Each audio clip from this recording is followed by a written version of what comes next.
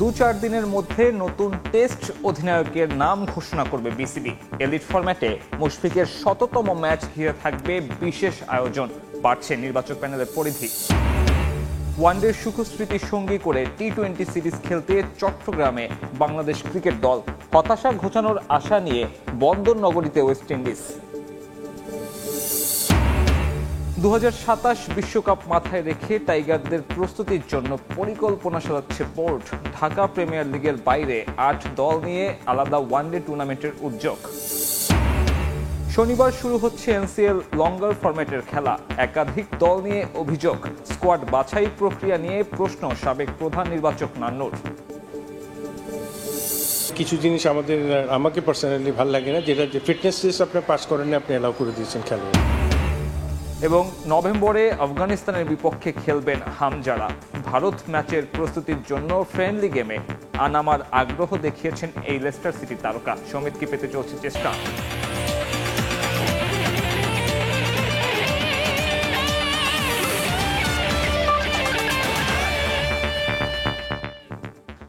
শুরুতেই ক্রিকেট। 2 থেকে 4 দিনের মধ্যে নতুন টেস্ট অধিনায়ক পেতে যাচ্ছে টাইগাররা। আয়ারল্যান্ড সিরিজ বিশেষ হবে মুশফিকুর রহিমের কারণেও। অভিজ্ঞ ক্রিকেটারের 100তম টেস্ট স্মরণীয় করতে নানান পদক্ষেপ নিতে যাচ্ছে বিসিবি, এমনটাই জানিয়েছেন cricket operation chairman Nazmul Abedin Fahim. এদিকে গাজী আশরাফ লিপুর ওপর চাপ কমাতে খুব শীঘ্রই বর্ধিত করা হবে নির্বাচক প্যানেল। নির্বাচক পদ ছেড়ে আব্দুর রাজ্জাক এখন বিসিবি পরিচালক। দেশের ক্রিকেটে তার নতুনভাবে অবদান রাখার ইচ্ছায় শূন্যতা জাতীয় দলের সিলেকশনে। সেখানে নতুন করে নিয়োগ দেয়া হয়নি কাউকে।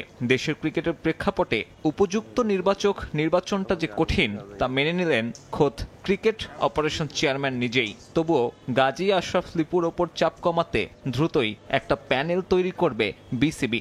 সিলেক্টরদের কাজ কিন্তু শুধু জাতীয় দল না, তারা লিস্টে দেখবে, ফার্স্ট ক্লাস দেখবে, আপকামিং প্লেয়ার যারা যেখানেই খেলছে তাদেরকে দেখবে। সে কারণে আমার মনে হয় যে প্যানেলটা বড় হওয়া দরকার এবং এফেক্টিভ হওয়া দরকার। দেশের প্রথম ক্রিকেটার হিসেবে 100তম টেস্ট খেলার অপেক্ষায় মুশফিকুর রহিম।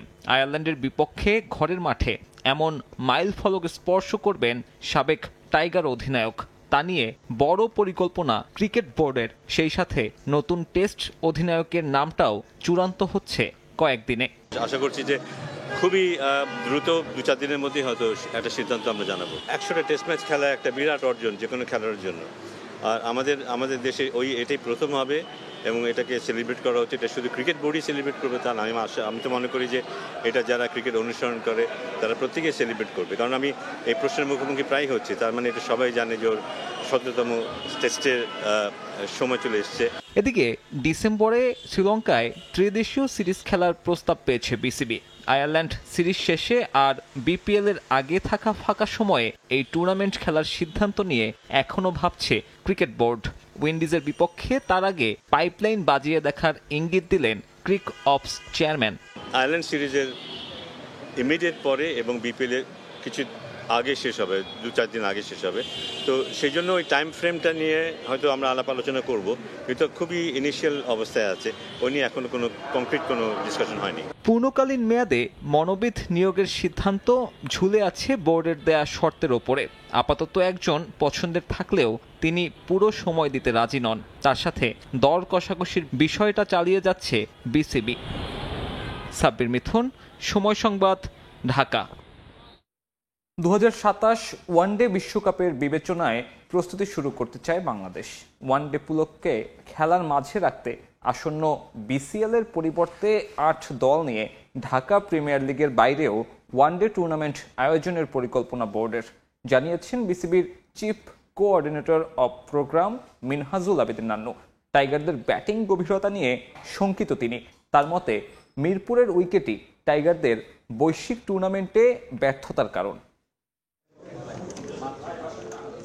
টাইগারদের সরাসরি ওয়ানডে বিশ্বকাপ খেলার পথটা এখনো মসৃণ নয়। ক্যারিবিয়ানদের হোয়াইট ওয়াশ করতে না পেরে হাতছাড়া হয়েছে র্যাঙ্কিংয়ের 6 নম্বরে ওঠার সুযোগ। তারপরও ভাবতে হচ্ছে বিশ্বকাপ নিয়ে। বিসিবির প্রোগ্রাম বিভাগ পরিকল্পনাও সাজাচ্ছে মেগা ইভেন্ট কেন্দ্র করে। আসছে বছর ফেব্রুয়ারিতে হওয়ার কথা বিসিএল, তবে ওয়ানডে বিশ্বকাপ বিবেচনায় ভিন্নতা আনতে চায় বোর্ড। পরিকল্পনায় আছে ডিপিএল এর বাইরে আরও একটি লিস্টে টুর্নামেন্ট। 2023 সালে কিন্তু বিশ্বকাপের আগে এনসিএল এর 8টা দল নিয়ে ওডিআই করেছিলাম, আপনারা মনে আছে নিশ্চয়, সিলেটে হয়েছিল। তো সেই জায়গায় কিন্তু একটা প্ল্যান কিন্তু করা আছে যে ওইভাবে আগানোর জন্য। তো এখন সবচেয়ে মুশকিল হয়ে যায় আপনাদের দেশে যেটা, যে গ্রাউন্ডসের ফ্যাসিলিটিটা পাওয়া যায় না, গ্রাউন্ডস পাওয়া যায় না, তারপরে ক্যালেন্ডারটা আমরা সঠিকভাবে রান করতে পারি না। তো এই জায়গাটায় আমাদের 50 ওভার্সের খেলা কিন্তু খালি প্রিমিয়ার ডিভিশন ক্রিকেট, এটার বাইরে কিন্তু আর নেই। তো আমরা এবার একটা প্ল্যান করছি যে বিসিএল এর টিম না করে এনসিএল এর 8টা টিমকে নিয়ে যদি 50 ওভার্সের কারণ একটা স্লট খালি আছে ফেব্রুয়ারিতে কোনো ধরনের ক্রিকেট নেই। তো সেই জায়গায় যদি আমরা এটা ব্যবস্থা করতে পারি, অলরেডি প্ল্যান করা আছে এটা। এখন সবচেয়ে আমাদেরকে ডিপেন্ড করতে হয় গ্রাউন্ডসের উপরে। ক্যারিবিয়ানদের বিপক্ষে ওয়ানডে সিরিজ জয় পেলেও ব্যাটিংটা এখনো চিন্তার কারণ। মিরপুরের উইকেটই বড় অন্তরায় বলছেন নান্নু। উইকেট নিয়ে সবসময় কথাবার্তা বলি সব জায়গায়, কিন্তু স্ট্যান্ডার্ডটা কীভাবে রাখবো এটাও একটা প্রশ্ন দাঁড়িয়েছে। এটা দেখেন স্লো ট্র্যাকে, টার্নিং ট্র্যাকে ইজ ভেরি ডিফিকাল্ট আগে থেকে মাইন্ডসেট করা, আপনি কীভাবে খেলেন। তো আমরা এই ধরনের উইকেটে আপনি ওই ধরনের চিন্তা ভাবনা করতে পারবেন না যে আমি রেডি টু প্লে, আমি গিয়ে খেলবো বা না। স্লো ট্র্যাকে, স্পিন ট্র্যাকে যে কোনো সময় আপনি আউট হয়ে যাবেন। তো সুতরাং মাইন্ডসেটের ব্যাপার আছে। আপনাকে একটা জিনিস, যে কোনো ব্যাটসম্যানই কিন্তু একটা প্ল্যান করে যায় যে আমি বেস্ট পসিবল খেলাটা, আমার যতটুকু অ্যাবিলিটি আমি সেটা দিয়ে খেলার চেষ্টা করি। 2026 সালে টি-20 বিশ্বকাপ সংক্ষিপ্ত সংস্করণ নিয়ে বেশি চিন্তিত টিম ম্যানেজমেন্ট। মেগা ইভেন্টের বিবেচনায় স্পোর্টিং উইকেট প্রাধান্য দেওয়ার পক্ষে নান্নু। ক্যারিবিয়ানদের বিপক্ষে টি-20 সিরিজটা চ্যালেঞ্জিং হবে বলে মত তার। টি-20 ক্রিকেটে স্পিনিং ট্র্যাক আশা করাটা ঠিক না, কারণ টি-20 ক্রিকেট আপনাকে স্পোর্টিং উইকেটে খেলতে হবে, ফ্ল্যাট ট্র্যাকে খেলতে হবে, কারণ এখানে দুই দলের জন্যই সমান। যেহেতু শর্টার ভার্সন ক্রিকেট, আপনার এই অল্প সময়ের মধ্যে আপনার বেস্ট পসিবল উইকেটে খেলতে হবে এবং প্লেয়ারদেরও সেরাটা দিতে হবে। তো সুতরাং টি-20 ফরম্যাটের জন্য ও ধরনের চিন্তাভাবনা আসাটা দিস ইজ নেগেটিভ হবে। এখন লিটন দাসের দলের সামনে চ্যালেঞ্জ তাদের ধারাবাহিকতা ধরে রাখা, একই সঙ্গে বৈশ্বিক ইভেন্টে খেলার মতো মানসিকতা তৈরি করা, টপ স্ট্যান্ডার্ড ক্রিকেট খেলার জন্য। তারেক হাসান শিমুল, সময় সংবাদ, ঢাকা। শনিবার মাঠে গড়াচ্ছে জাতীয় লিগের 4 দিনের লঙ্গার ফরম্যাটের খেলা। প্রথম দিনে 4টি ভেন্যুতে মাঠে নামবে 8 দল। সিলেটের প্রতিপক্ষ ময়মনসিংহ, ঢাকা খেলবে রংপুরের বিপক্ষে। বরিশাল ও রাজশাহীর প্রতিপক্ষ যথাক্রমে খুলনা, চট্টগ্রাম। তবে এবারের আসরের দল নিয়ে উঠেছে প্রশ্ন। সবচেয়ে বেশি অভিযোগ বরিশাল দল নিয়ে। স্কোয়াড নির্বাচন নিয়ে হতাশ সাবেক প্রধান নির্বাচক মিনহাজুল আবেদিন নান্নুও। বাংলাদেশের ঘরোয়া ক্রিকেটে নতুন স্বপ্ন, নতুন দিগন্তের প্রতিশ্রুতি দিয়েই মাঠে নেমেছিলেন আমিনুল ইসলাম বুলবুল। নতুন করে তিনি আশায় লোকাল ক্রিকেটারদের স্বপ্ন হয়েছে আরও বড়, কিন্তু সেই আশার মাঝে আবারও হতাশা। শুরু হচ্ছে জাতীয় লিগের লঙ্গার ভার্সন, দেশের ক্রিকেটারদের জন্য সবচেয়ে বড় মঞ্চ। তবে বিগত বছরগুলোর মতো এবারও উঠছে প্রশ্ন, দল গঠনে কাদের প্রাধান্য দেয়া হচ্ছে, যোগ্যরা বাদ পড়ছেন কেন? ওই কোয়ালিটির প্লেয়ার হয়তো আমাদের ডিভিশনে নাই, বিকজ অফ আমরা খেলার অপরচুনিটি করে দিতে পারি না। যারা প্রিমিয়ার ডিভিশন এবং ফার্স্ট ডিভিশন খেলেছেন, যারা পারফর্ম করেছেন, ওই ধরনের ক্রিকেটাররাই আমাদের এই টিমে আছেন। এবারেও সবচেয়ে বেশি বিতর্ক বরিশাল দল নিয়ে। গত মৌসুমে হুমকি পেয়ে কোচের দায়িত্ব ছাড়ার ঘটনাও ঘটেছিল সেখানে। এবার সেই দায়িত্বে আশরাফুল, কিন্তু কথা অনুযায়ী কাজ হচ্ছে না বরিশালে। দল থেকে বাদ পড়েই বিসিবি সভাপতির কাছে লিখিত অভিযোগ পাঠিয়েছেন সোহাগ গাজী। অন্যদিকে ফিটনেস পরীক্ষায় সবার উপরে থেকেও বাদ পড়েছেন তরুণ হাফিজুর রহমান, যেখানে 4 দিনের ম্যাচে ফিটনেসই সবচেয়ে গুরুত্বপূর্ণ। বিস্ময়করভাবে ফিটনেস টেস্টে পাস না করেও দলে জায়গা পেয়েছেন তৌহিদুল ইসলাম রাসেল। 33 বছর বয়সী এই ক্রিকেটার সবশেষ এনসিএল খেলেছেন 2018-19 মৌসুমে। নিয়ম অনুযায়ী প্রিমিয়ার লিগ বা প্রথম বিভাগে খেলা বাধ্যতামূলক হলেও রাসেল গত মৌসুমে ব্রাদার্স ইউনিয়ন দলে থাকলেও মাঠে নামেননি কোনো ম্যাচে। তাহলে প্রশ্ন থেকে যায়, পারফর্ম না করে কিভাবে দলে এই ক্রিকেটার? বরিশাল গিয়ে আমিনুল ইসলাম বুলবুল প্রতিশ্রুতি দিয়েছিলেন স্থানীয় ক্রিকেটাররাই প্রাধান্য পাবে বিভাগীয় দলে, কিন্তু বাস্তবতা বলছে অন্য কথা। বরিশাল দলে অন্তত 5 ক্রিকেটার অন্য বিভাগের। এবারে এনসিএল টি-20তে ঢাকা মেট্রোর হয়ে খেলা শামসুর রহমান শুভ ও আদিল বিন সিদ্দিক নিজের বিভাগে সুযোগ না পেয়ে এখন বরিশালের জার্সিতে। যদিও এক বিভাগের ক্রিকেটার আরেক বিভাগে খেলার নিয়ম রয়েছে, তবে সাম্প্রতিক পারফরমেন্সের বিচারে প্রশ্ন তোলাই যায়, তারা কি যোগ্য? বরিশালের মতো অন্যান্য বিভাগের দল নির্বাচন নিয়েও উঠছে অভিযোগ। এ নিয়ে হতাশ সাবেক প্রধান নির্বাচক। কিছু জিনিস আমাকে পার্সোনালি ভালো লাগে না, যেটা যে ফিটনেস টেস্ট আপনি পাস করেন না, আপনি অ্যালাউ করে দিয়েছেন খেলোয়াড়, তাহলে ফিটনেস টেস্টটা নেওয়ার দরকারটা কিছু। 4 days ম্যাচ কিন্তু অলওয়েজ এক্সপিরিয়েন্স এবং ট্যালেন্টেড ক্রিকেটার এদেরকে মিলিয়ে কিন্তু দলটা রেডি করতে হয়, কারণ 4 days ম্যাচের এক্সপিরিয়েন্সটা কিন্তু যারা আমাদের অনেক দিন খেলে ফেলেছে এদের থেকে কিন্তু ইয়াং প্লেয়ারদের এই লাল বলের ক্রিকেটের শিকার অনেক কিছু আছে। এবারের এনসিএল লঙ্গার ভার্সনে বরিশালের নেতৃত্বে তানভীর ইসলাম, খুলনায় মোহাম্মদ মিঠুন, চট্টগ্রামে শাহাদাত দীপু, ঢাকায় মাহিদুল অঙ্কন, রাজশাহীতে সাব্বির হোসেন, রংপুরে আকবর আলী, সিলেটে জাকির হাসান আর নতুন দল ময়মনসিংহের অধিনায়ক শুভাগত হোম। তামিম হোসেন, সময় সংবাদ। নভেম্বরে আফগানিস্তানের বিপক্ষে প্রীতি ম্যাচে খেলবেন হামজা চৌধুরী। ভারতের বিপক্ষে এশিয়ান কাপ বাছাইয়ের আগে এই ম্যাচ খেলতে নিজেই আগ্রহের কথা জানান লেস্টার সিটি তারকা। চেষ্টা চলছে সমিত সোমকে পাওয়া নিয়েও। ম্যাচ দুটি সামনে রেখে 30 অক্টোবর জাতীয় দলের ক্যাম্প শুরুর সম্ভাবনার কথা জানিয়েছেন বাফুফের ন্যাশনাল টিমস কমিটির সদস্য ইকবাল হোসেন। এদিকে এশিয়ান আর্চারি চ্যাম্পিয়নশিপের সঙ্গে আফগানিস্তান ম্যাচ সাংঘর্ষিক হওয়ায় পরিবর্তন আসতে পারে ক্যাম্পের সূচিতে। এশিয়ান কাপ বাছাইয়ে হংকংয়ের বিপক্ষে অ্যাওয়ে ম্যাচে জয় না পেলেও প্রশংসা কুড়িয়েছে বাংলাদেশ ফুটবল দল। এবার লাল সবুজ প্রতিনিধিদের মিশন ভারত বদের। ভারতের বিপক্ষে এশিয়ান কাপ বাছাই পর্বের আগে আফগানিস্তানের বিপক্ষে একটি প্রীতি ম্যাচ খেলবে বাংলাদেশ। সে ম্যাচে দেখা যাবে হামজা চৌধুরীকে। এই ম্যাচে সমিত সোমকে পেতেও চেষ্টা চালিয়ে যাচ্ছে বাফুফে। এদিকে কার্ডের কারণে এফসি টুর্নামেন্টে এক ম্যাচে নিষেধাজ্ঞা রয়েছে ফাহমেদুল ইসলামের। এই প্রীতি ম্যাচে তাকে খেলানো হবে কিনা তা নির্ধারণ করবে টিম ম্যানেজমেন্ট। আফগানিস্তানের ম্যাচটাতে আপনার হামজাও খেলবে, এটুকু আশ্বস্ত করেছে সে যে এই ম্যাচটা সে খেলবে। সমিত সোমেরও খেলার সম্ভাবনা আছে। ম্যাচের 1-2 দিন আগে চলে আসতে পারে আফগানিস্তানের ম্যাচের আগে, তবে সে বলছে যে সেই ম্যাচটা খেলতে চায়। এটা বড় প্লাস পয়েন্ট আমাদের জন্য। আমরা ওদের ক্লাবের সাথে কথা বলেছি, ওদেরকে আমরা জানিয়েছি যে আমাদের এই ম্যাচে 2 ম্যাচের জন্য দরকার। এই ফাহমিদুলের যে ম্যাটারটা, যেহেতু সে 2টা ইয়েলো কার্ড পেয়েছে, নেক্সট ম্যাচ অফ থাকবে। আর যেহেতু প্রদর্শনী ম্যাচ আমাদের 13 তারিখ, আফগানিস্তান কোচ যদি মনে করে, কোচ যদি তার প্ল্যানিং অনুযায়ী রাখে, আমাদের তরফ থেকে কোনো না নাই। এদিকে আফগানিস্তানের বিপক্ষে ম্যাচের ভেন্যু নিয়ে দেখা দিয়েছে জটিলতা। 14 নভেম্বর পর্যন্ত জাতীয় স্টেডিয়ামে ব্যস্ততা থাকবে এশিয়ান আর্চারি চ্যাম্পিয়নশিপের। তবে এর মধ্যেই আনুষ্ঠানিকভাবে 13 নভেম্বর জাতীয় স্টেডিয়ামকে ম্যাচ ভেন্যু হিসেবে ঘোষণা দিয়েছে বাফুফে। যদিও সমঝোতার মাধ্যমে স্টেডিয়াম পাওয়া নিয়ে আশাবাদী ফেডারেশন।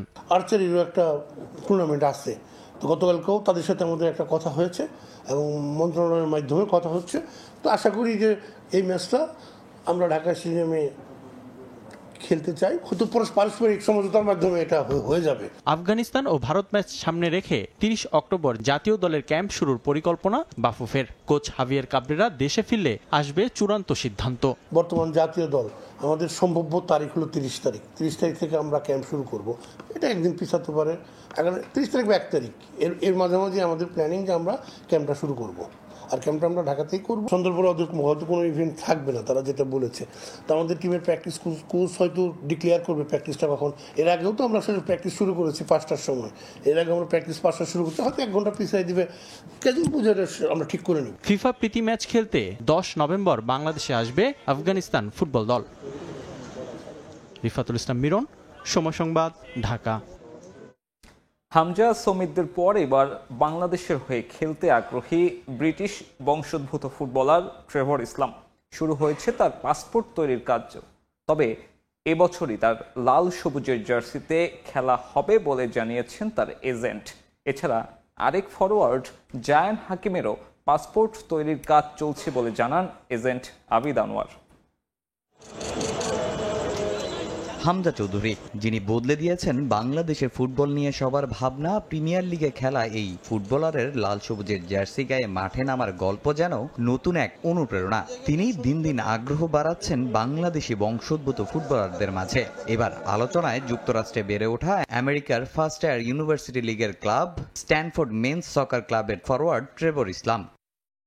দুর্দান্ত ফিনিশিং ও পজিশনে ইতিমধ্যে নজর কেড়েছেন তিনি। লাল সবুজের জেনুইন নাম্বার 9-এর অভাবটা পূরণ হতে পারে তার মাধ্যমে। ট্রেভরের বাংলাদেশি পাসপোর্ট তৈরির কাজ চলছে পুরো দমে। ট্রেভর ইসলাম হচ্ছে ওই বাংলাদেশ ন্যাশনাল টিমের হয়ে খেলার জন্য আগ্রহ দেখিয়েছে, তো এই কারণে হচ্ছে, এবং ওর যেহেতু পাসপোর্ট নাই, ওর বাবার আর দাদার পাসপোর্ট আছে বাংলাদেশি, বাট এগুলো হচ্ছে হাতে লেখা পাসপোর্ট, অনেক বছর আগেই, যেটা কিনা ইনভ্যালিড হয়ে গেছে। তো ওদের পাসপোর্টগুলো করতে হবে, তারপর হচ্ছে সে তার পাসপোর্টে কাজ করতে পারবে। আর এই মুহূর্তে ও হচ্ছে কিছু পরীক্ষা থাকার কারণে মানে এই বছর উইন্ডোতে পাওয়া তাকে সম্ভব না। এটা হয়তো আগামী বছর উইন্ডোতে যদি বাফুফে চায় আর হেড কোচ চায় সেক্ষেত্রে সম্ভব হবে। তবে এবছরই মাঠে দেখা যাবে না ট্রেভরকে। অন্যদিকে আরেক প্রবাসী ফরওয়ার্ড জায়ান হাকিমের বিষয়েও চলছে আনুষ্ঠানিক প্রক্রিয়া। তবে রয়েছে কিছু জটিলতা। সব বাধা পেরিয়ে শিগগিরই তাকে দেখা যেতে পারে জাতীয় দলের জার্সিতে। জায়ান হাকিম নিয়ে কাজ করতেছিলাম বা এখনো করতেছি, তো কিছু কিছু বিষয় থাকে যেগুলো কিনা আসলে বলাটা সমীচীন না আমাদের পক্ষে, কারণ আমি মনে করি যেগুলো বললে প্লেয়ারদের প্রাইভেসি ব্রিচ হয়। তো ধরেন একটা কাজ একটু স্লো যাচ্ছে মানে এই না যে আমরা ইচ্ছা করে কাজ স্লো করছি বা এখানে অন্য কোনো ইনফ্লুয়েন্স আছে বা অন্য কোনো কিছু একটা আছে যেটার কারণে কাজ হচ্ছে না, এমন বিষয়টা কখনোই না। ওর বাবা বা হচ্ছে দাদা পর্যন্ত করে অ্যালাউ করে ফিফা এখন। তো এগুলো হচ্ছে ওর ফেভারেই আছে। কিভাবে আমরা সফলতার সহিত কাজ করতে পারছি, ইনশাল্লাহ আমরা জায়ান হাকিমটা শেষ করতে পারবো। বাংলাদেশের ফুটবলে হামজা শমীদদের পর এবার ট্রেভর ও জায়ান, এই দুই নাম নতুন আশার প্রতীক। তারা যোগ দিলে সমর্থকদের চিরচেনা সেই গোল সংকট কাটবে, এমনটাই প্রত্যাশা ফুটবল প্রেমীদের। তামিম হোসেন, সময় সংবাদ। থাইল্যান্ডের বিপক্ষে প্রথম প্রীতি ম্যাচে ৩-০ গোলে হেরেছে বাংলাদেশ। ম্যাচটি ফিফা স্বীকৃত হলেও কৌশলগত কারণে ক্লোজ ডোর খেলেছে দুই দল। ম্যাচের প্রথমার্ধে বাংলাদেশ ১ গোলে পিছিয়ে ছিল। দ্বিতীয়ার্ধে স্বাগতিক দল আরও ২ গোল দেয়। ৩-০ ব্যবধানে মাঠ ছাড়তে হয় বাংলাদেশের। আগামী বছর মার্চে অস্ট্রেলিয়ায় নারী এশিয়া কাপ অনুষ্ঠিত হবে। সেই টুর্নামেন্টের প্রস্তুতির জন্য বাংলাদেশ নারী ফুটবল দল থাইল্যান্ডে 2টি প্রীতি ম্যাচ খেলবে। এক যুগেরও বেশি সময় পর থাইল্যান্ডের বিপক্ষে বাংলাদেশ নারী ফুটবল দল ম্যাচ খেলল। 2013 সালে এশিয়ান কাপ বাছাইয়ে থাইল্যান্ড ৯-০ গোলে বাংলাদেশকে হারিয়েছিল। এবার বাংলাদেশ হারল ৩-০ গোলে। থাইল্যান্ডের বিপক্ষে আরও একটি ম্যাচ খেলবে বাংলাদেশ। ম্যাচটি মাঠে গড়াবে আগামী 27 অক্টোবর। ভারতের ক্রিকেটে ফিক্সিংকে অপরাধ হিসেবে ঘোষণা করার জন্য এবার আদালতে শরণাপন্ন হল বিসিসিআই। ম্যাচ ফিক্সিংকে প্রতারণার শামিল বলে নথিপত্রে উল্লেখ করে বিসিসিআই। ব্যাট বলের লড়াইয়ে সবচেয়ে বড় কলঙ্কজনক এক নাম ফিক্সিং, যে কালো থাবায় নষ্ট হয় ক্রিকেটের সৌন্দর্য। তবে ফিক্সিং নামক সেই কালো থাবা থেকে ক্রিকেটকে বাঁচাতে মরিয়া বিশ্বের সবচেয়ে ধনী বোর্ড বিসিসিআই। ফিক্সিং এর কারণে প্রায়ই বিতর্কিত হয় ভারতের ক্রিকেট। বিভিন্ন সময় ঘরোয়া ক্রিকেট কিংবা জাতীয় দলের ক্রিকেটাররা এ ধরনের ন্যাক্কারজনক কাজে জড়িয়ে পড়েন। অপরাধ ধরা পড়ার পর বিভিন্ন মেয়াদে শাস্তির বিধান দেয়া হলেও তাতেও ফিক্সিং থামানো সম্ভব হয়নি, যার কারণে এবার সোচ্চার অবস্থানে বিসিসিআই। ফিক্সিংকে অপরাধ হিসেবে ঘোষণা করতে আদালত পর্যন্ত পৌঁছেছে ভারত ক্রিকেট বোর্ড। আদালতে ইতিমধ্যে আবেদন করেছে কর্তৃপক্ষ। বিসিসিআই এর পক্ষ থেকে আইনি যুক্তিতে আদালতে বলা হয়, ম্যাচ ফিক্সিং বা ম্যাচ পাতানো প্রতারণার শামিল, যা ইতোমধ্যেই ভারতীয় দণ্ডবিধিতে অপরাধ হিসেবে অন্তর্ভুক্ত। তাই সেটি ফৌজদারি অপরাধ হিসেবে বিবেচিত হওয়া উচিত। ক্রিকেটকে কলঙ্ক মুক্ত রাখতেই বিসিসিআই এই উদ্যোগ নিয়েছে। আদালতের এই নথিপত্র হাতে পেয়ে সংবাদ প্রকাশ করে বার্তা সংস্থা এএফপি। মূলত অবৈধ বুকমেকার ও দুর্নীতিগ্রস্ত খেলোয়াড়দের বিরুদ্ধে কঠোর অবস্থান নিতে এই সিদ্ধান্ত নেয় বিসিসিআই। ভারতের ঘরোয়া ক্রিকেটে 2018-19 মৌসুমে কর্ণাটক রাজ্যের একটি স্থানীয় ক্রিকেট লিগে ম্যাচ ফিক্সিং এর অভিযোগ থেকে বিসিসিআই এর এ ধরনের সিদ্ধান্ত।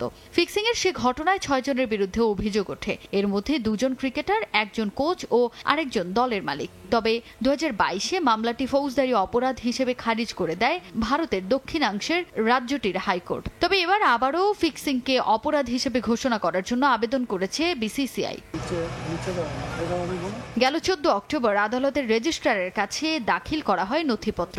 সেখানে বিসিসিআই নিজেদের অবস্থান পরিষ্কার করে। ক্রিকেটে দুর্নীতিমূলক কর্মকাণ্ডের বিস্তার খেলাটির ওপর নেতিবাচক প্রভাব ফেলে, খেলার সৌন্দর্য নষ্টের সঙ্গে সত্যতা ও ন্যায্যতাকে ক্ষুণ্ণ করে বলে নথিতে উল্লেখ করা হয়। মোরল বোর্ডটির নিজেদের স্বচ্ছতা ও ক্রিকেটে নিজেদের ভাবমূর্তি অক্ষুণ্ণ রাখতেই ফিক্সিংকে অপরাধ হিসেবে ঘোষণা করার জন্য আর্জি জানায়।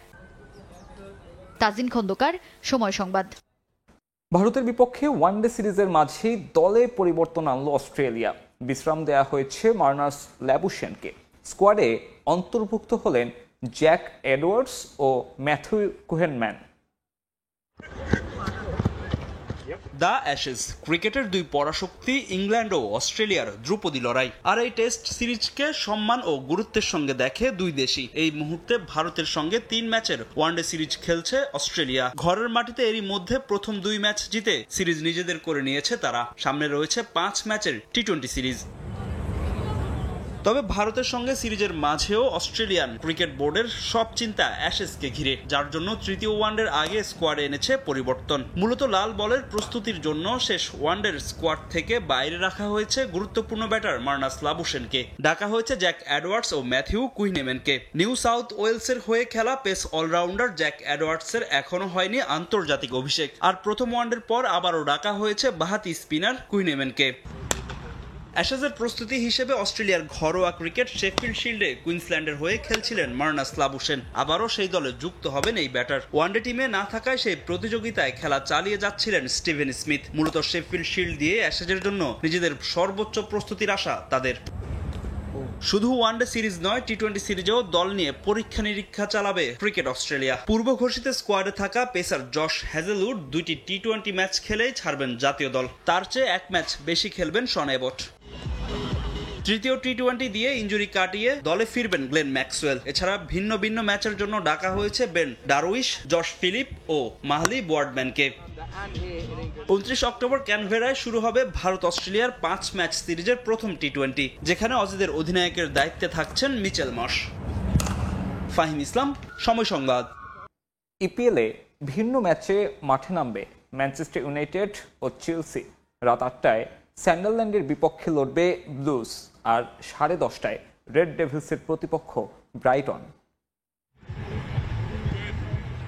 চলতি মৌসুমের শুরুটা খুব একটা প্রত্যাশিত হয়নি জায়ান্ট চেলসির, তবে ক্লাব ওয়ার্ল্ড কাপ জয়ী দলটা ফিরে পেয়েছে তাদের ছন্দ। টানা 4 ম্যাচ জয়ের পর সেই ধারা ধরে রাখার চ্যালেঞ্জ এবার চেলসির সামনে। ইপিএল এর নতুন মৌসুমের শুরুর ম্যাচ হারলেও পরের ম্যাচেই ঘুরে দাঁড়ায় চেলসি। এরপর যদিও জয় হার মিলেই ছিল গল্পটা, তবে সম্প্রতি ভালো ছন্দে আছে ব্লুজ। নিজেদের খেলা শেষ 4 ম্যাচের সবকটিতে জয়ের দেখা পেয়েছে এনজো মারেস্কার দল। এবার তাদের সামনে আরও এক জয় তুলে নেওয়ার সুযোগ। অপেক্ষাকৃত কম শক্তিশালী সান্ডারল্যান্ডের বিপক্ষে জয় ভিন্ন কিছুই ভাবছে না চেলসি। লম্বা সময় পর ইপিএল এর সুযোগ পাওয়া সান্ডারল্যান্ড চলতি মৌসুমে আছে ভালো অবস্থানে। এখন পর্যন্ত খেলা 8 ম্যাচে 14 পয়েন্ট নিয়ে টেবিলের 7-এ অবস্থান দলটার। সমান পয়েন্ট নিয়ে টেবিলের 5-এ আছে চেলসি। তাই প্রতিপক্ষকে ছোট করে দেখার সুযোগ নেই এনজো মারেস্কার দলের। এই ম্যাচের আগে নিজেদের সেরা প্রস্তুতি ঝালিয়ে নিতেই মনোযোগী ফুটবলাররা। লম্বা একটা ইনজুরি তালিকা নিয়ে বেশ চিন্তিত coach Maresca. Garnacho, James, Cucurella, Sanchez সহ আরো বেশ কয়েকজন আছেন ইনজুরিতে। তবে সেসব নিয়ে না ভেবে সান্ডারল্যান্ডের বিপক্ষে শক্ত রক্ষণ করে সম্ভাব্য 4-2-3-1 ফরমেশনে স্কোয়াড সাজানোর পরিকল্পনা চেলসির। পরিসংখ্যানে এগিয়ে আছে ব্লুজেই। দু দলের শেষ 15 বারের দেখায় 10 জয় নিয়ে জয়ের পাল্লাটা ভারী চেলসিরই। আর ঘরের মাঠে সুবিধা কাজে লাগিয়ে এই ম্যাচ জিতে পয়েন্ট টেবিলে এগিয়ে যেতে চাইবে মারেস্কা বাহিনী। এদিকে আরেক ম্যাচে ব্রাইটনের বিপক্ষে মাঠে নামবে ম্যানচেস্টার ইউনাইটেড। মৌসুমের শুরুটা ভালো না হলেও ঘুরে দাঁড়ানোর চেষ্টা চালিয়ে যাচ্ছে রেড ডেভিলস। নিজেদের খেলা শেষ 2টি ম্যাচে জয় তুলে নিয়েছে রুবেন আমোরিমের দল। তবে লড়াইটা এবার টেবিলের 9 ও 10-এ থাকা 2 দলের। 13 পয়েন্ট নিয়ে এগিয়ে ম্যানচেস্টার ইউনাইটেড, আর 12 পয়েন্ট নিয়ে পরের অবস্থানে আছে ব্রাইটন। এবার ঘরের মাঠে, তাই ব্রাইটনকে হারাতে মুখিয়ে রেড ডেভিলস। তবে মাজরাউ, জশুয়া জিরক্সি, মাইনু, ডর্গু, সেস্কোদের চোট বড় চিন্তার কারণ রুবেন আমোরিমের জন্য। যদিও ঘরের মাঠে প্রতিপক্ষকে হারাতে বদ্ধপরিকর ম্যানচেস্টার ইউনাইটেড। তাজিন খন্দকার, সময় সংবাদ। এদিকে ফরাসি লিগে ব্রেস্টের বিপক্ষে নামবে পিএসজি। ম্যাচ শুরু হবে শনিবার রাত 9টায়। বুন্দেসলিগায় সন্ধ্যা 7:30টায় মনশেন গ্লাডবাকের মুখোমুখি হবে বায়ার্ন মিউনিখ। লিগ ওয়ানের সময় ভালো কাটছে না পিএসজির। গেল ম্যাচে ঘরের মাঠে পয়েন্ট হারিয়েছে তারা, ড্র করেছে তার আগের ম্যাচেও। ব্রেস্টের বিপক্ষে তার পুনরাবৃত্তি ঘটলে লিগ ওয়ানের শীর্ষস্থান হারাবে লা প্যারিসিয়েন। লিগের শেষ 3 ম্যাচ থেকে পিএসজির জয় মাত্র 1টি। অ্যাওয়ে ম্যাচের পরিসংখ্যান আরও ভয়াবহ, 2 ম্যাচ খেলে আনতে পেরেছে মাত্র 1 পয়েন্ট। এমন নড়বড়ে অবস্থার মাঝে ব্রেস্টের মাঠে খেলতে যাচ্ছে লুই এনরিকের শিষ্যরা। তবে লিগে তাদের সময় ভালো না কাটলেও দুর্দান্ত সময় চলছে চ্যাম্পিয়ন্স লিগে। সবশেষ ম্যাচে বায়ার লেভারকুসেনকে দিয়েছে 7 গোলের লজ্জা। তার আগে বার্সেলোনার বিপক্ষেও জয় আছে পিএসজির। ব্রেস্টের মুখোমুখি হওয়ার আগে এখান থেকে অনুপ্রেরণা খুঁজতে পারে চ্যাম্পিয়নরা। মৌসুমের শুরু থেকে ইনজুরি বয়ে বেড়ানো দলটা নিস্তার পায়নি এখনো। হ্যামস্ট্রিং এর চোট ছিটকে দিয়েছে হুয়াও নেভেসকে। হিপের ব্যথায় খেলতে পারবেন না ফাবিয়ান রুইজ। এছাড়াও ওসমান দেম্বেলের মাঠে নামা নিয়েও আছে শঙ্কা। স্ট্রাসবুর্গের বিপক্ষে পিএসজি রক্ষা পেয়েছিল গনসালো রামোস আর স্যানি মায়োলো ম্যাজিকে। এই ম্যাচেও তাদের উপরই আস্থা লুই এনরিকের। তাছাড়া বারকোলা ফর্মে থাকায় কিছুটা নির্ভর ম্যানেজমেন্ট। সব মিলিয়ে ব্রেস্টকে হারিয়ে শীর্ষস্থান ধরে রাখতে বদ্ধপরিকর লা প্যারিসিয়ান। এদিকে লিগ ওয়ানে পিএসজির অবস্থান নড়বড়ে হলেও বুন্দেসলিগায় ঠিক তার বিপরীত অবস্থান বায়ার্ন মিউনিখের। সবশেষ ম্যাচে জয় তুলে নিয়ে রীতিমতো উঠছে ভিনসেন্ট কোম্পানি শিষ্যরা। বরুসিয়া মনশেনগ্লাডবাখের বিপক্ষে এই ম্যাচেও তার ধারাবাহিকতা রাখার প্রত্যয় বাভারিয়ানদের।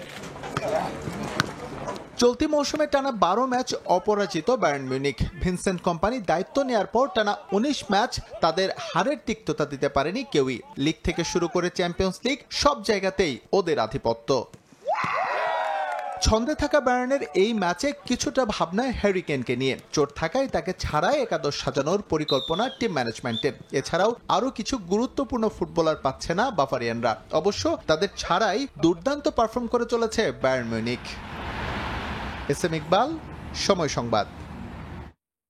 চলতি মৌসুমে এখন পর্যন্ত রিয়ালের জার্সিতে মাঠেই নামতে পারেননি এনরিক। তবে দ্রুতই ব্রাজিলিয়ান ইয়াংস্টারকে সুযোগ দেয়া হবে বলে জানিয়েছেন কোচ শাবি আলোনসো। 6 বছরের চুক্তিতে 2024 সালে রিয়াল মাদ্রিদে যোগ দেন ব্রাজিলিয়ান ওয়ান্ডার কিড খ্যাত এনরিক। এরপরে ক্যারিয়ারে নানা চড়াই উতরাই পার করেছেন এই ফুটবলার। ইনজুরিতে পড়ে অনেকটা সময় মাঠের বাইরে কাটাতে হয়েছে তাকে। ফিরলেও ছিলেন সাইড বেঞ্চে। কার্লো অ্যানচেলোত্তির অধীনে টুকটাক সুযোগ পেলেও এখন পর্যন্ত রিয়ালের নতুন কোচ শাবি আলোনসোর অধীনে মাঠে নামতে পারেননি এনরিক। ক্লাব বিশ্বকাপে ইনজুরিতে পড়া ব্রাজিলিয়ান তারকা এই মৌসুমের শুরু থেকেই ছিলেন রিয়াল মাদ্রিদের স্কোয়াডে। তার উপর লস ব্লাঙ্কোদের প্রত্যাশাও বেশ বড়। নতুন মৌসুমে পেয়েছেন রিয়ালের আইকনিক নাম্বার 9 জার্সি। তবে মৌসুমের শুরু থেকে পুরো ফিট হলেও এখনও শাবির আস্থা অর্জন করতে পারেননি 19 বছর বয়সী এই ফুটবলার। এরই মধ্যে গুঞ্জন উঠেছে গেম টাইম পেতে রিয়াল ছাড়তে চান এনরিক। তার লক্ষ্য 2026 বিশ্বকাপে ব্রাজিলের স্কোয়াডে জায়গা করে নেওয়া। তবে রিয়ালের জার্সিতে খেলতে এনরিককে এখনই হাল না ছাড়তে বললেন রিয়াল কোচ শাবি। রিয়াল মাদ্রিদে এটা খুবই স্পষ্ট যে সবাই একাদশে সুযোগ পেতে চায়, সবাই খেলতে চায়। আর তরুণ ফুটবলাররা তো সুযোগের জন্য মুখিয়ে থাকে। ম্যাচের উপর নির্ভর করে এখন এনরিককে সুযোগ দেয়া কঠিন। তাকে ধৈর্য ধরতে হবে, একই সঙ্গে প্রস্তুত থাকতে হবে। তাকে বুঝতে হবে সে রিয়াল মাদ্রিদে আছে, তারও সময় আসবে। এদিকে ধারে এলেও বার্সেলোনায় থেকে যেতে চান মার্কাস রাশফোর্ড। চলতি মৌসুমের শুরুতে অ্যাস্টন ভিলা থেকে ধারে বার্সেলোনায় যোগ দেন এই ইংলিশ ফরওয়ার্ড। আর বার্সাতে এসেই নিজেকে খুঁজে পেয়েছেন তিনি। কাতালান ক্লাবটির হয়ে এখন পর্যন্ত 12 ম্যাচ খেলে 5 গোলের পাশাপাশি পেয়েছেন 4টি অ্যাসিস্ট। আর তাতেই লোন শেষে বার্সেলোনাতে থাকার ইচ্ছা প্রকাশ করেছেন রাশফোর্ড। ESPN-কে দেওয়া এক সাক্ষাৎকারে এমন মন্তব্য করেন তিনি। আমি এই ক্লাবে ফুটবলটাকে খুব উপভোগ করছি। বার্সেলোনা আমাকে বদলে দিয়েছে। প্রত্যেক ফুটবলারের জন্য এই ক্লাবের হয়ে খেলা সম্মানের। ম্যানচেস্টার ইউনাইটেডের সঙ্গে আমার 23 বছরের সম্পর্ক, কিন্তু জীবনে পরিবর্তন প্রয়োজন। আমি ধার শেষে বার্সেলোনার হয়ে খেলতে চাই। 2028 সাল পর্যন্ত ইংলিশ ক্লাব ম্যানচেস্টার ইউনাইটেডের সঙ্গে চুক্তি রয়েছে মার্কাস রাশফোর্ডের। তবে রুবেন অ্যামোরিমের অধীনে রেড ডেভিলসদের সঙ্গে কোনো ভবিষ্যৎ দেখছেন না তিনি। ম্যানচেস্টার ইউনাইটেড এই ফুটবলারের জন্য 40 মিলিয়ন ইউরো দাবি করলেও বার্সা চাইলে 28 মিলিয়ন ইউরোর বিনিময়ে দলে স্থায়ী করতে পারবে রাশফোর্ডকে। ফাহিম ইসলাম, সময় সংবাদ। বগুড়ায় শুক্রবার বিকেলে ওয়ালটন প্লাজা প্রীতি ফুটবল ম্যাচে মুখোমুখি হয় ঢাকা ও বগুড়া সোনালী অতীত ফুটবল ক্লাব। আরো জানাচ্ছেন আব্দুল আওয়াল। সোনালী অতীতের প্রবীণ খেলোয়াড়দের পায়ে বল গড়ানোর এই বিকেল যেন বগুড়াবাসীর মনে জাগিয়ে দেয় ফুটবলের নস্টালজিয়া। ওয়ালটন প্লাজা প্রীতি ফুটবল ম্যাচে মুখোমুখি হয় সোনালী অতীত ফুটবল ক্লাব বগুড়া ও সোনালী অতীত ফুটবল ক্লাব ঢাকা। মাঠে নেমেই দুদলে দেখায় দুর্দান্ত ফুটবল নৈপুণ্য। প্রথম অর্ধে গোলের সুযোগ এলেও কেউই পারেনি জালে বল জড়াতে। গোলশূন্য অবস্থাতে বিরতিতে যায় দুই দল। দ্বিতীয় অর্ধেও চলে উত্তেজনাপূর্ণ লড়াই, তবে শেষ পর্যন্ত ম্যাচ করায় গোলশূন্য ড্রতে। তবে খেলার ফলের চেয়েও বড় ছিল বন্ধুত্বের বার্তা। শেষে আয়োজকরা সম্মানসূচকভাবে ঢাকার সোনালী অতীত ফুটবল ক্লাবকে বিজয়ী ঘোষণা করে। খেলা শেষে অতিথিরা বিজয়ীদের হাতে পুরস্কার তুলে দেন। আমরা এটা খেললাম একটা সৌহার্দ্যপূর্ণ বন্ধুত্বের জন্য নিদর্শন স্বরূপ। আমাদের ইয়ং জেনারেশন বুঝতে পারবে যে সিনিয়ররা কিরকম খেলা খেলছে, সেটা দেখে জুনিয়ররা খেলা শিখবে। যারা ন্যাশনাল টিমে খেলছে তারা এসে এখানে যে খেলাটা অংশগ্রহণ করছে এটা আসলে একটা উন্মোচনা। খুবই উপভোগ করেছি এবং সামনে আরো এই ধরনের অনুষ্ঠান যদি আরো হয় তো আমরা আরো সুন্দরভাবে উপভোগ করব। অতিথিরা জানালেন আগামীতে ফুটবলের ঐতিহ্য টিকিয়ে রাখতে তাদের উদ্যোগ চলমান থাকবে। এই ধরনের টুর্নামেন্ট বা এই ধরনের একটা প্রীতি ম্যাচ ডেফিনেটলি ইয়াং জেনারেশনকে ইন্সপায়ার করবে অনেক স্ট্রংলি, এবং আমিও চাই যে এই ধরনের ফুটবলের প্রতি সাপোর্টের মাধ্যমে অনেক ইয়াং ট্যালেন্ট বাংলাদেশের ন্যাশনাল টিমে উঠে আসুক বা সবাই ইন্সপায়ার হোক বাংলাদেশ ন্যাশনাল টিমে খেলার জন্য, যাতে ফিউচারে বাংলাদেশ এশিয়ার মধ্যে one of the best team হয়। নতুন যে খেলোয়াড়রা আজকে যারা যুব খেলবে বা ডিস্ট্রিক্ট টিমে খেলবে তারা কিন্তু অনুপ্রাণিত হবে। ডেফিনেটলি সিনিয়র খেলোয়াড়দেরকে দেখে তারা যথেষ্টভাবে অনুপ্রাণিত হবে। এর ভিতর দিয়ে কিন্তু সামনের ফুটবল সামনে এগিয়ে যাবে। খেলায় অংশ নেওয়া দুই দলকে উপহার হিসেবে ওয়ালটনের রেফ্রিজারেটর ও টেলিভিশন দেওয়া হয়। আব্দুল আউয়াল, সময় সংবাদ, বগুড়া। বাংলাদেশ রোল বল অ্যাসোসিয়েশনের আয়োজনে শুরু হয়েছে road to world cup roll ball championship. দিনব্যাপী প্রতিযোগিতায় 5টি জেলা ও 17টি ক্লাবের মোট 240 জন খেলোয়াড় অংশ নেন। এখান থেকে জাতীয় দল গঠনের জন্য বাছাই করা হবে মোট 30 জন খেলোয়াড়। আগামী 14 থেকে 18 ডিসেম্বর সংযুক্ত আরব আমিরাতে 34টি দেশের অংশগ্রহণে অনুষ্ঠিত হবে রোল বল বিশ্বকাপ। এই টুর্নামেন্টে অংশগ্রহণ করবে বাংলাদেশ জাতীয় রোল বল দল। রাজধানীর জাতীয় রোলার স্কেটিং কমপ্লেক্সে প্রতিযোগিতার উদ্বোধন করেন রোলার স্কেটিং ফেডারেশনের সাধারণ সম্পাদক লুৎফর রহমান।